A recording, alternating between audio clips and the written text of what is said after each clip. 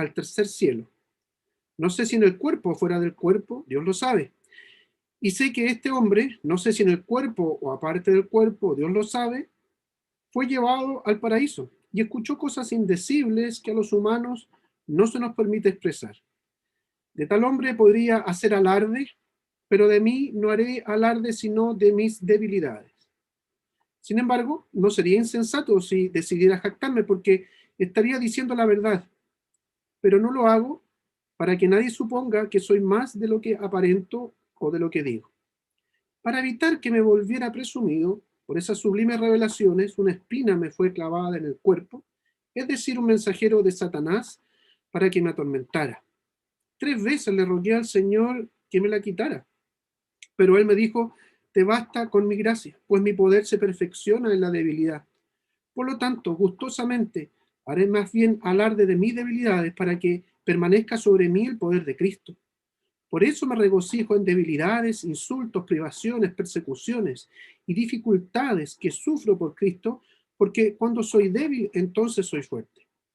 Me he portado como un insensato, pero ustedes me han obligado a ello. Ustedes debían haberme elogiado, pues de ningún modo soy inferior a los superapóstoles, aunque yo no soy nada. Las marcas distintivas de un apóstol, tales como señales, prodigios y milagros, se dieron constantemente entre ustedes. ¿En qué fueron ustedes inferiores a las iglesias, a las demás iglesias? Pues solo en que yo mismo nunca le fui una carga. Perdónenme si los ofendo. Les invito a tener entonces una palabra de oración. Señor y Dios, rogamos en estos momentos que tu Santo Espíritu pueda guiarnos, pueda, Señor, darnos entendimiento y también, Señor, el querer y el poder llevarnos, Señor, a hacer tu santa y divina voluntad, a poner por obra tu palabra. Señor, que cada uno de nosotros pueda estar atento y dispuesto, Señor, a ello, atento, Señor, a lo que tú hablarás, y úsame también a mí, Señor, para este propósito. En el nombre de Jesús oramos. Amén.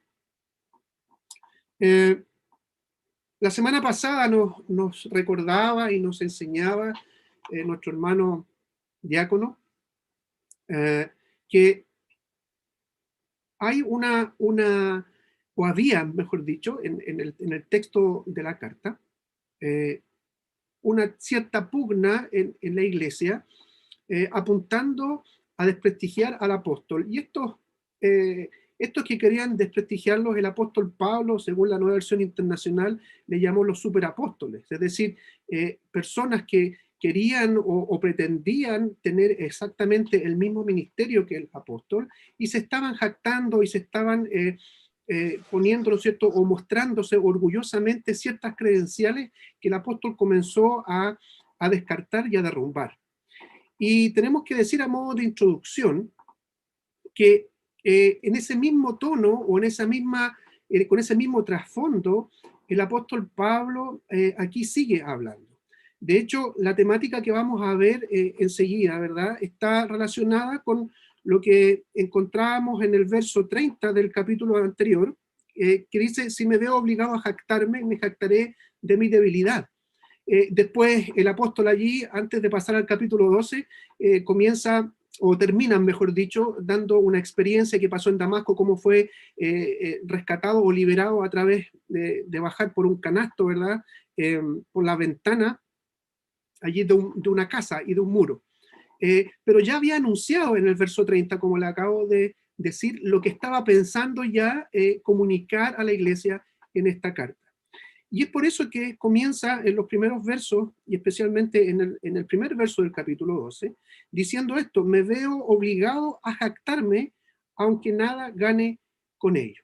Hoy día, con la ayuda del Señor, vamos a separar este mensaje en 3 tópicos, y que van a ser, primero, poder descubrir o recordar y dejar muy en claro que jactarse o exaltarse no sirve de nada y es dañino.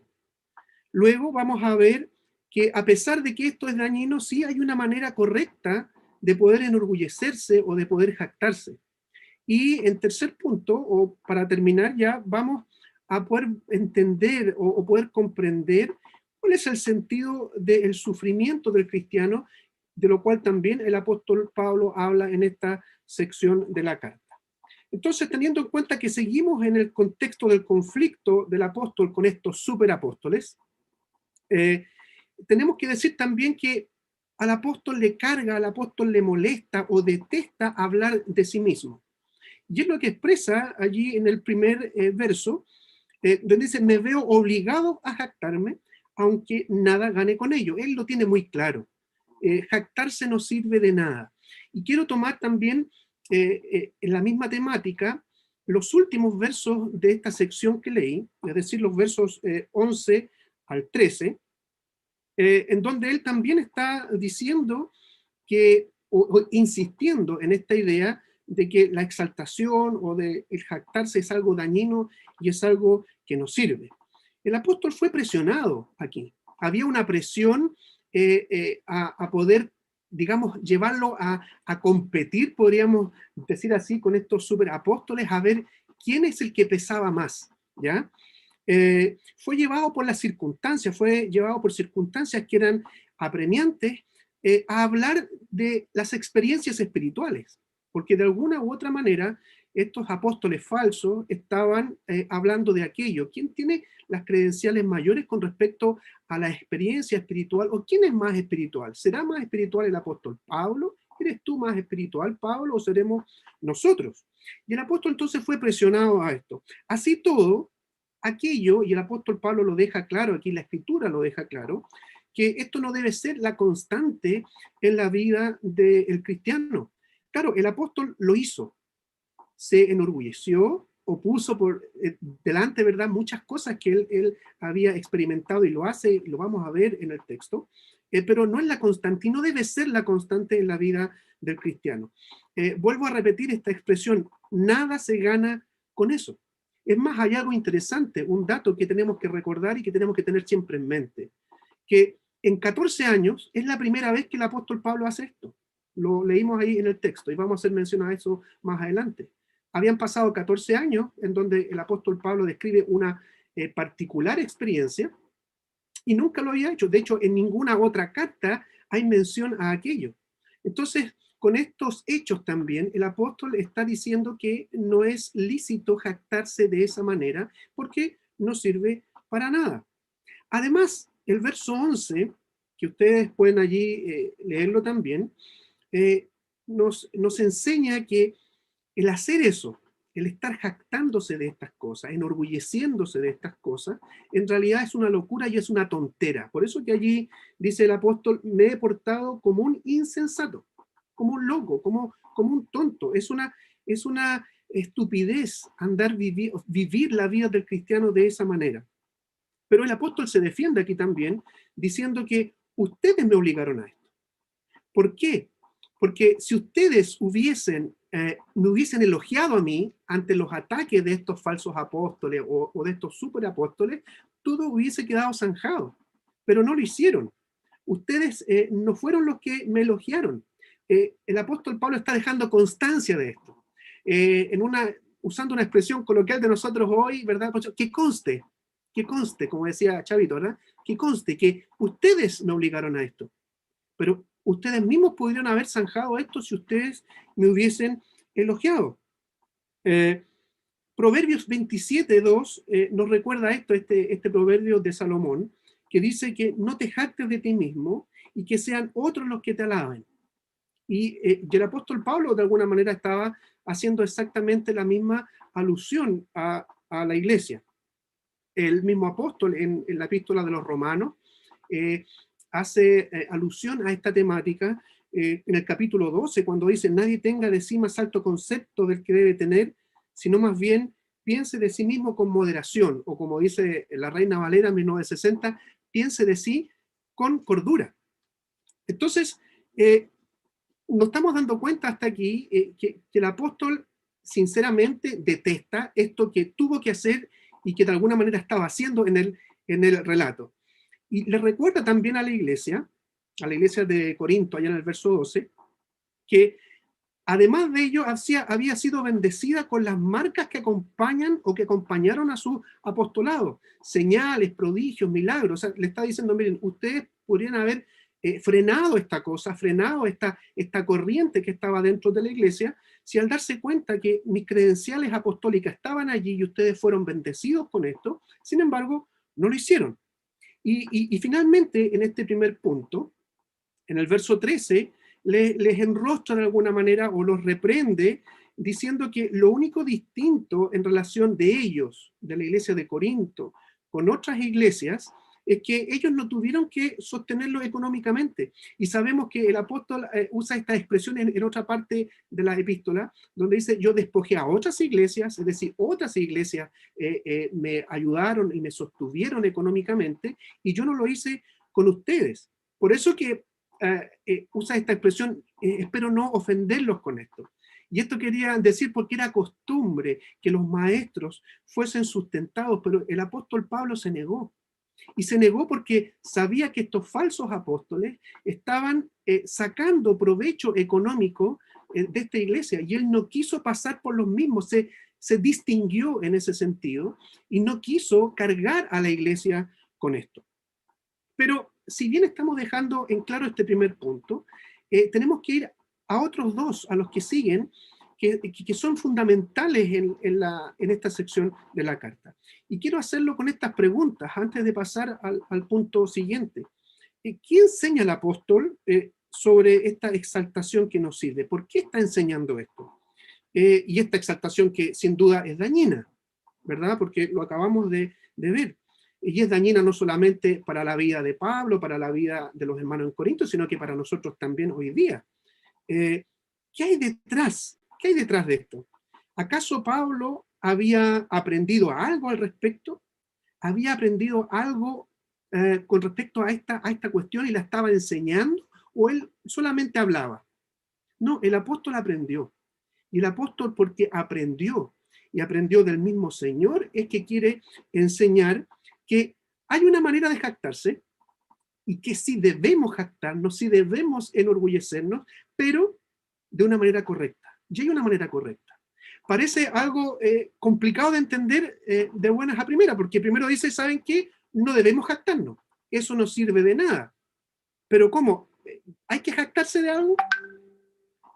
Recuerden el verso 30, que él ya introducía esta idea, ¿verdad? El verso 30 del capítulo 11. Si me veo obligado a jactarme, me jactaré de mi debilidad. Y ahí tenemos una señal o una pista de la manera o de la buena manera en que debemos jactarnos. Esto es lo que sorprendió o lo que aprendió sorprendentemente el apóstol, que sí, nosotros también vamos a tener que entender, recordar o comprender hoy. Y se lo enseñó el mismo Señor. El apóstol tuvo visiones, sin lugar a dudas, porque eso en el libro de Hechos, en 2 o 3 ocasiones, el apóstol comenta de aquellas cosas que el Señor le dijo, el Señor en un sueño le dijo esto, que tenía que ir allá, que tenía que hacer esto otro, que se quedara en algún lugar, etc. Sin embargo, lo que relata en esta sección de la carta es totalmente distinto a las otras experiencias que tuvo. Como les decía, habían pasado 14 años y nunca había hablado de esto. Y eso nos muestra también esta convicción del apóstol de que jactarse en estas cosas no sirve, ¿ya? Fue algo espectacular. De hecho, cuando nosotros leemos lo que pasó, podríamos llegar a decir también, ¿quién no se jactaría de algo así? Y lo que dice el texto, él pasa de hablar en primera persona a hablar en otra persona, en segunda o tercera persona, porque dice, conozco a un seguidor de Cristo que hace 14 años fue llevado al tercer cielo, no sé si en el cuerpo o fuera del cuerpo, y sé que ese hombre, no sé si en el cuerpo o aparte del cuerpo, fue llevado al paraíso y escuchó cosas indecibles que a los humanos no se nos permite expresar. O sea, es una experiencia única que vivió el apóstol, totalmente distinta y mucho más gloriosa que las que había vivido. Entonces alguien podría decir, bueno, ¿y quién no se va a jactar de eso? ¿Quién se va a quedar callado por esa cuestión tan hermosa que vivió? Estar en el paraíso mismo. Bueno, el apóstol lo cayó por 14 años y aquí en un momento particular, singular de la historia de él y de la historia de la iglesia, especialmente de Corinto, lo tuvo que contar, pero lo contó con con una idea pedagógica y que nos va a servir también para nosotros hoy. Entonces, junto con eso, junto con esa experiencia hermosa, el apóstol vivió otra que fue para el apóstol constante, pero mucho más relevante que aquella. Y fue en ese sentido mejor. No se imaginan cuál. Aquello fue el dolor y la debilidad. ¿Cómo poder comparar dolor y debilidad con estar en el paraíso? Y que veamos en el texto, y yo no voy a explicar por qué, y el texto de alguna manera nos lo explica, que aquello que estaba viviendo el apóstol, dolor, debilidades, y especialmente dolor físico, era mejor que lo que vivió allá, lo que vivió en el paraíso, en un momento de su vida. ¿Cómo es eso posible? Podríamos preguntarnos, y es lícito que nos preguntemos ahora, ¿cómo es eso posible? Fíjense lo que nos dice el verso 6. Lo leo. Sin embargo, termina de contar aquella experiencia. Sin embargo, no sería insensato si decidiera jactarme, porque estaría diciendo la verdad. Pero no lo hago para que nadie suponga que soy más de lo que aparento o de lo que digo. Es decir, el apóstol está diciendo, miren, lo que mi experiencia en el paraíso, que es cierta, ¿ya? Y que nunca lo había dicho, no lo dije. ¿Por qué? Porque no quería aparentar más de lo que soy, apuntando también a aquellos superapóstoles. O sea, si vamos a jugar a quien ha tenido mejor experiencia, yo no lo había hecho, pero ahora lo estoy haciendo para dejar en claro que aquellos que se dicen superapóstoles o que dicen que están por sobre mi autoridad, no lo están. Pero así todo, yo no soy nada, porque soy un servidor de ustedes, soy un enviado, soy un apóstol. No quiero que me vean y que piensen que soy más de lo que aparento o de lo que digo. Yo soy lo que soy un servidor de ustedes, ¿ya? Por lo tanto, dice el verso 7, para evitar que me volviera presumido por estas sublimes revelaciones, una espina me fue clavada en el cuerpo. Es importante tener este vínculo, este hilo entre el verso 6 y el verso 7, que no está ahí, esta expresión que usé yo, por lo tanto. Es importante porque así podemos entender. Es decir, el apóstol entendía que no había dicho esto. ¿Por qué? Porque además aquí había implícita una lucha del apóstol. Por lo tanto, me fue dada a mí para evitar que me volviera presumido, me fue dada una espina, ¿verdad? Una espina que me fue clavada en el cuerpo. Y después dice además que era un mensajero de Satanás para que lo atormentara. El apóstol está revelando aquí algo importante. Él tenía una lucha, él tenía una tentación y tuvo tentaciones y experimentó esa tentación con respecto a esto, con respecto a jactarse. Él luchaba con la presunción, él luchaba con ser presuntuoso, con alardear sus experiencias espirituales. Y por eso el Señor misericordiosamente le dio esta espina para que no se volviera presumido, para que no se jactara de esas revelaciones. Generalmente cuando uno lee este texto, ha tenido la tentación, a propósito de tentación, o la tendencia de querer investigar y querer hurguetear qué sería esta espina, o hacer quizás doctrina también de la experiencia del apóstol Pablo, qué es lo que es esto del tercer cielo, por qué habrá uno, dos o tercer cielo. De hecho, los hebreos tenían esa división del cielo, pero no vamos a entrar en eso porque no es lo fundamental en la carta y en esta sección. Y lo fundamental de esta sección es lo que justamente el apóstol Pablo está enseñando aquí. Él estaba luchando y él tenía esta tendencia, y el Señor le dejó esta espina, le dejó este aguijón para no jactarse, para no enorgullecerse de esto. Tampoco vamos a entrar en la discusión qué es lo que era este aguijón, si era producto de una enfermedad o qué tipo de enfermedad era. Lo fundamental, lo cierto, es que el apóstol Pablo sentía dolor y vivía este dolor. Y cada cierto tiempo este aparente dolor que era crónico aparecía, ¿ya? Y cuando uno lee esto, es casi inevitable recordar la experiencia que tuvo Job, donde Dios también se valió y usó a Satanás para poder probar a Job. En este caso aquí el Señor también está usando al enemigo para propósitos buenos, para propósitos santos y para propósitos justos para el apóstol Pablo, para enseñar en aquel tiempo a la iglesia de Corinto y también para enseñarnos hoy día a nosotros.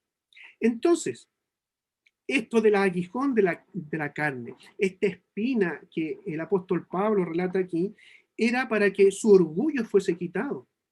Esa tendencia a jactarse, a enorgullecerse, fuese quitado. Y entonces, ¿cuál será la manera correcta? Si estamos hablando aquí de que hay una manera incorrecta de jactarse, y el apóstol Pablo está hablando ya en el verso 30 del capítulo anterior, que se ve obligado, si es que se jacta, a jactarse en su debilidad. La correcta o la manera correcta de jactarse es justamente alardear de nuestras debilidades, alardear de nuestros propios dolores. ¿Por qué? Porque así será la única manera, hermanos amados, de entender por qué y para qué es el papel del sufrimiento, el papel del dolor, el papel que juega estas situaciones que son muchas veces conflictivas en nuestra vida. Eh, los versos 8 y 9 son súper importantes aquí, y porque están de alguna manera reforzando lo que el apóstol Pablo, lo que la palabra del Señor nos está diciendo. Lo recuerdo, y dicen así: 3 veces le rogué al Señor que me la quitara, esta espina, este dolor. Pero Él me dijo: te basta con mi gracia, pues mi poder se perfecciona en la debilidad. Um, Cuando nosotros escuchamos este texto, eh, generalmente lo tomamos como algo súper romántico. Esto, te basta mi gracia. Y parece un texto que citamos mucho también, cuando pasamos por dificultades, pasamos por dolor físico sobre todo y por angustia. Y también esta otra parte que dice: porque mi poder se perfecciona en la debilidad. Pero la pregunta es, hermanos amados, y esto es importante que lo meditemos y lo profundicemos: ¿serán solamente palabras? ¿O acaso se podrá experimentar en el dolor, en el sufrimiento, las gracias del Señor? Nuestra petición, ¿cómo es cuando pedimos al Señor, por ejemplo, cuando estamos con dolor, cuando estamos enfermos? Eh, ¿Pedimos así por si acaso? ¿O ante estas cuestiones, ante esta evidencia bíblica, que el apóstol está diciendo que 3 veces le pidió al Señor y el Señor respondió: te basta mi gracia? ¿Cómo debemos enfrentar estas situaciones? Nuestra petición, sin lugar a dudas, tiene que ser sincera y tiene que ser directa y sin rodeo. Señor, quítame este dolor. Porque todos hemos enfrentado algún tipo de enfermedad alguna vez, enfermedades dolorosas, algunas que son crónicas. Señor, quítame esto. Y Dios siempre es misericordioso. Pero hermanos, esto no implica nunca que siempre debemos esperar la sanidad. En Lucas capítulo 5, cuando preparaba el sermón, recordé este episodio de la vida de un leproso que se acerca al Señor Jesucristo. Y en este encuentro furtivo, muy, muy breve, le dice: Señor, orando quizás allí frente a él y pidiéndole: Señor, si quieres puedes limpiarme. Y el Señor responde: sí quiero. Y fue limpio. Y fue sanado. Pero la pregunta es: ¿qué pasa cuando el Señor dice no quiero? ¿Qué pasa con nosotros? ¿Qué pasó cuando al apóstol Pablo le dijo no quiero? Ese 3 veces le pedía al Señor no significa que en un día le pidió 3 veces. ¿Esta era una enfermedad o era un dolor provocado por una enfermedad? Y como aparentemente era crónico en algún momento de su vida. 3 veces al Señor le pidió esto el apóstol Pablo, cuando llegaban esos dolores, cuando llegaba este mensajero de Satanás que lo abofeteaba para decirle y para recordarle que no era bueno jactarse de aquellas cosas que él vivió. ¿Qué pasa en nosotros? ¿Qué pasa en tu vida? ¿Qué pasa en la mía? cuando el Señor dice, no quiero. No es que simplemente el Señor nos deje, y nos deje así sin sanidad y punto, y que nosotros quedemos allí cabizbajo. No es que dejó tampoco sufriendo al apóstol y se olvidó que 3 veces le había pedido que le quitara esa espina, que le quitara ese aguijón producto de esa enfermedad o de ese dolor, sino que la respuesta del Señor fue textual, como está entre comillas allí en la escritura: te basta mi gracia, o mi gracia es suficiente. Ese es el título del mensaje de hoy. Mi gracia es suficiente. Pero ¿de qué gracia está hablando aquí el Señor? Por eso que yo lo digo que aparentemente cuando no enfrentamos la enfermedad, cuando no enfrentamos el dolor y cuando de alguna manera miramos de lejos, esto parece como algo muy romántico. Pero ¿qué pasa cuando hay dolor? ¿Qué pasa cuando hay enfermedad y cuando esta enfermedad es tan real y es tan vivida que experimentamos dolor y lo único que queremos es que esto se nos quite y lloramos al Señor y el Señor dice, no quiero? Y quizás el Señor está diciéndonos en ese momento, y estoy seguro de aquello, porque el Señor no nos abandona así y punto. Está diciéndonos que su gracia es suficiente. ¿Qué significa esto? ¿De qué gracia está hablando aquí? Si sigo con dolor. Porque no hay lugar a dudas que ser sanado también es producto de la gracia del Señor. Ninguno de nosotros tiene derecho a ser sanado en ese sentido o la obligación de ser sanado de algo. Eso es por gracia del Señor cuando ocurre. La pregunta que tenemos que hacernos es qué pasa cuando el Señor dice no. La gracia, ¿dónde está? Y aquí, hermanos, quiero invitarte a reflexionar en lo siguiente. ¿Mereces tú, mereceré yo, que Cristo brille, que Cristo sea exaltado, que Cristo sea más conocido, en realidad que sea glorificado cuando te ven a ti? ¿Mereces tú eso? ¿Mereceré yo eso? Cuando alguien me ve, mira mi vida o ve a Cristo, cuando alguien ve a Claudio, cuando alguien ve a Vladimir, cuando alguien ve a cualquiera de los que estamos acá, nos ven a nosotros o ven a Cristo, verán a Jan o verán al Señor. Cuando el resto de la gente ve a la comunidad de Puente de Vida, nos ve a nosotros o ve a Cristo. Hermanos, el propósito del sufrimiento en nuestra vida, que nosotros podamos entender esto, y esto es lo que el apóstol Pablo también está enseñando en esta sección, es que Cristo brille, es que Cristo sea exaltado, es que la gloria sea de Cristo. Como decía Juan, que Él crezca y que yo mengüe, que Él sea exaltado y que yo me note lo menos posible. El Señor, por eso que dice el apóstol Pablo, manifiesta su poder cuando su poder se hace evidente en nuestras debilidades, en nuestros sufrimientos especialmente físicos, pero también en cualquier conflicto, en cualquier cosa que a nosotros nos haga arrodillarnos y nos haga acudir a Cristo, no importando lo que el Señor responda, no importando si el Señor responde sí quiero, sé sano, o cuando dice no quiero, como fue el caso del apóstol Pablo, como fue el caso también de Jesucristo, porque no hay lugar a duda que el apóstol Pablo aprendió de Jesucristo, porque fue discipulado también en ese sentido por Cristo, como el Señor Jesucristo hace con nosotros. El Señor Jesucristo le pidió a su Padre cuando estaba orando y invitó a parte de sus discípulos a orar con él. El Evangelio de Lucas nos recuerda allí, ¿no es cierto?, que 3 veces pidió lo mismo. Señor, si es posible, no pasar por este trago amargo, no beber este trago amargo, que así sea, pero no sea como yo, sino como tú quieres. Lo hizo 3 veces. El Señor estaba angustiado. El Señor estaba muy angustiado y lo pidió sinceramente, no lo hizo porque sí, no lo hizo por si acaso, pero él estaba consciente también de que se tenía que hacer la voluntad del Señor.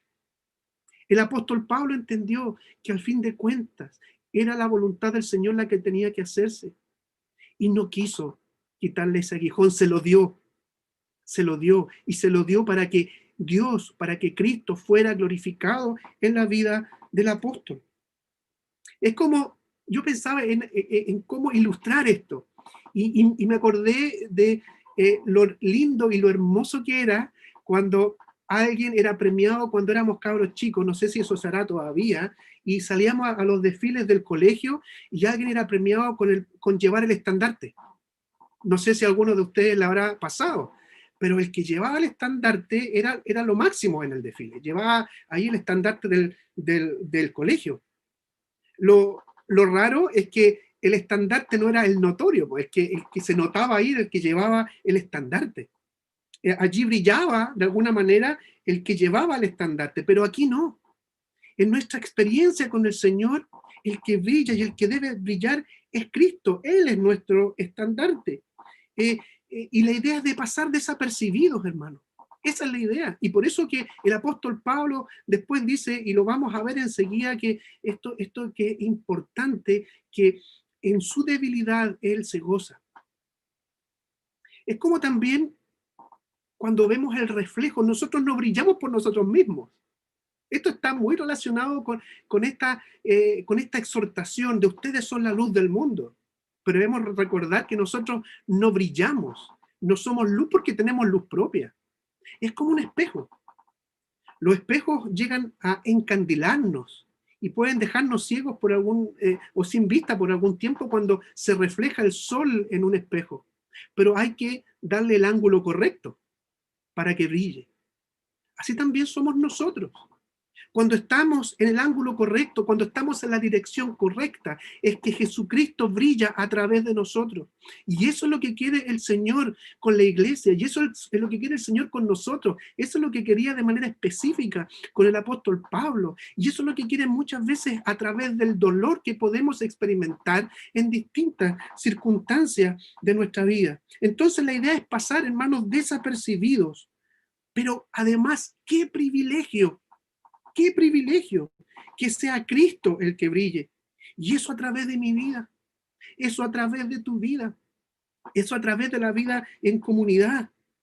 Cristo trabaja a través del dolor muchas veces formando nuestro carácter, como lo hizo con el apóstol Pablo, como lo puede estar haciendo contigo hoy día mismo. Pablo, como les decía, aprendió de Cristo y nosotros debemos aprender de Cristo y también debemos aprender del mismo apóstol Pablo. Esta es la razón entonces de esta expresión en el verso número 10. Por eso me regocijo en debilidades, en insultos, en privaciones, en persecuciones, en dificultades. Por eso el apóstol podía gozarse en estas cuestiones que son totalmente contradictorias para nuestra cultura. La debilidad no es bien vista en nuestra cultura. El ser una persona que es perseguida y que es despreciada no es bien vista en nuestra cultura. Y el apóstol Pablo aquí está diciendo que él se goza en eso y que él puede y debe hacerlo para que brille Cristo. Y ahí es interesante lo que dice la Reina Valera 1960, porque dice que esto es por amor a Cristo. Yo sufro por amor a Cristo. Ese es el sentido del sufrimiento en el cristiano y no tiene otro. El sufrimiento, hermanos, en la iglesia de Cristo sufre para esto, para que Cristo sea exaltado. Y no para mirarnos como que, ¡ay, mira qué valiente, cómo soporta el dolor! Mira qué valiente, cómo a pesar de eso se mantiene en pie. Esto no se trata de este discurso de que el Señor trabaja nuestro carácter para sacar al campeón que tenemos dentro y para mostrar a los demás que somos súper apóstolos, o súper hombres, súper cristianos. No, es para que brille Cristo. Amados, no se nos olvide nunca eso. Por eso que el apóstol termina diciendo, cuando soy débil, entonces soy fuerte. Esta paradoja, que también debemos y podemos decirla al revés, que cuando soy fuerte, entonces soy débil.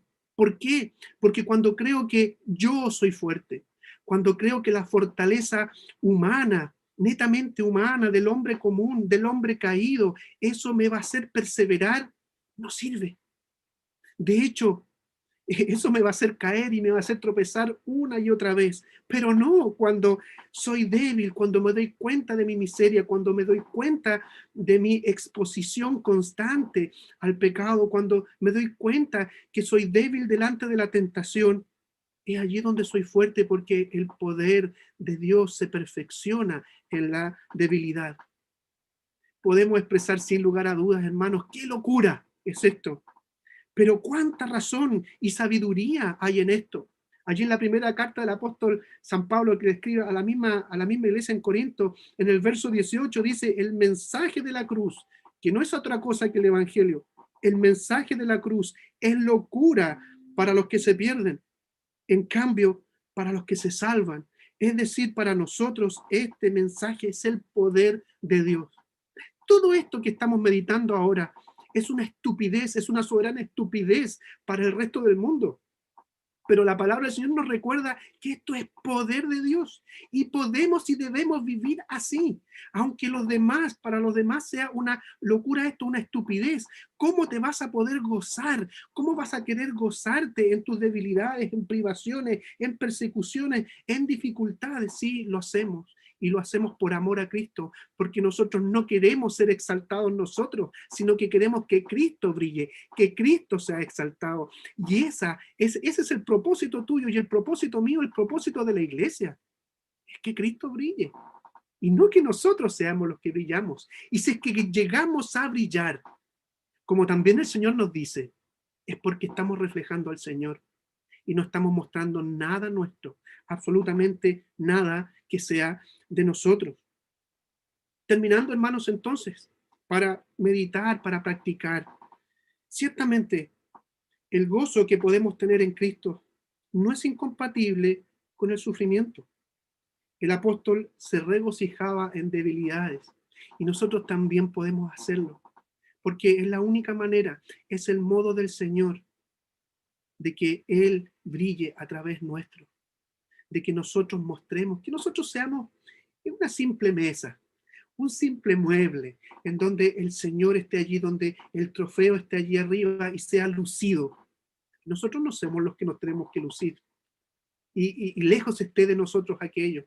Insisto, el apóstol Pablo estuvo tentado a eso, pero él hizo todo lo posible porque el Señor lo ayudó, porque el Señor lo animó a eso, y el Señor le dio ese aguijón en la carne para que en realidad el que luciera, el que brillara, el que era exaltado, era el Señor Jesucristo y no el apóstol. Segunda cosa, el dolor y el sufrimiento son parte de costo, de lo costoso que es nuestro discipulado. Somos discípulos de Cristo. Y esto es parte de la vida de la iglesia y de la vida del cristiano. Y esto tenemos que contrarrestarlo y compararlo con muchos discursos que hoy día podemos ver y de hace mucho tiempo, como el tiempo ya de la iglesia en el primer siglo. Esto de ven a Cristo y vas a ser feliz, ven a Cristo y tus dolores se van a pasar, ven a Cristo. No, eso no es así, eso es una mentira.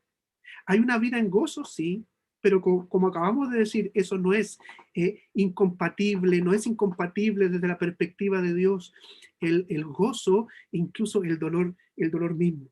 Tercera cosa, si nosotros somos discípulos, entendemos que debemos hacer otros discípulos y por lo tanto deben aprender de nosotros, no solo de lo que hablamos, no solo de lo que decimos, sino también de cómo vivimos lo que hablamos. Y allí hay algo súper importante que cada cierto tiempo lo recordamos. Y especialmente, hermanos, va a ser un especial tesoro para nosotros cuando estemos pasando por dificultades y quizás por dolor, y por ese dolor físico. La mejor manera de poder predicar a Cristo, no solamente hablando, sino que viviendo. ¿Cuántas veces, especialmente los que trabajamos en la labor pastoral, nos ha pasado esto? De conocemos a nuevos hermanos en Cristo, y eso ha sido producto desde el trabajo de la iglesia, de la predicación, de la evangelización. Llegan nuevas personas, nuevas almas al Evangelio y van como avión, y van creciendo, y van gustando del Señor. Pero llega la prueba, llega la enfermedad, llega el dolor. ¿Cómo enfrentar eso? Es algo que a nosotros, especialmente los que trabajamos en el ministerio pastoral, nos cuesta mucho. ¿Cómo enfrentar esa situación? Y el Señor es tan misericordioso y bueno con nosotros, ha sido tan misericordioso y bueno conmigo, que cuando uno se ve maneado, como se dice muchas veces, se ve atado de no saber cómo enfrentar ese dolor de aquellos que están sufriendo, uno se da cuenta que dice, aquí estoy, en las manos del Señor, te dicen los hermanos, sufriendo, pero esperanzado en el Señor. Y el Señor ahí es como que me diera a mí una bofetada también, diciendo, ¿cuándo voy a aprender? ¿Cuándo vamos a aprender que el poder de Dios se perfecciona en nuestra debilidad? Y como última cosa, antes de que agradezcamos al Señor y de que oremos, el Señor, hermano, nos quiere de rodillas. Y a veces cuando no queremos arrodillarnos, el Señor nos obliga a ello. Pero nos obliga no a estar de rodillas y a clamar al Señor en un sentido servil y temeroso, porque ya fuimos liberados de eso. El Señor nos dio libertad, ya no somos esclavos del pecado, ni de Satanás, ni del enemigo, donde allí estábamos esclavizados y había temor. Hoy día somos siervos de Cristo, pero el Señor nos quiere de rodillas, pero nos quiere de rodillas en esa libertad, para vivir también en una esperanza, y en una esperanza que no defrauda, para poder experimentar ahora mismo, para poder experimentar ya de las enormes riquezas de Cristo. Sabemos que la podemos experimentar ahora, las podemos experimentar ahora, pero aún no van a ser completadas. Sabemos que vamos caminando hacia ello, pero sí las podemos degustar ahora. Y yo quiero invitarlos, hermanos, terminando este mensaje de hoy día, a que vivamos de esta manera. Vivamos gustando de las riquezas del Señor, aunque sea en el dolor, o mejor dicho, en el dolor mismo, no aunque sea, porque es parte de la voluntad del Señor en muchos de ustedes, en muchos de nosotros. Que el Señor nos ayude y que el Señor nos anime a decir como el apóstol Pablo. El Señor me dijo que solamente su gracia es suficiente. Que el Señor nos bendiga. Le invito a que podamos orar al Señor. Señor y Dios, queremos alabarte, queremos darte gracias porque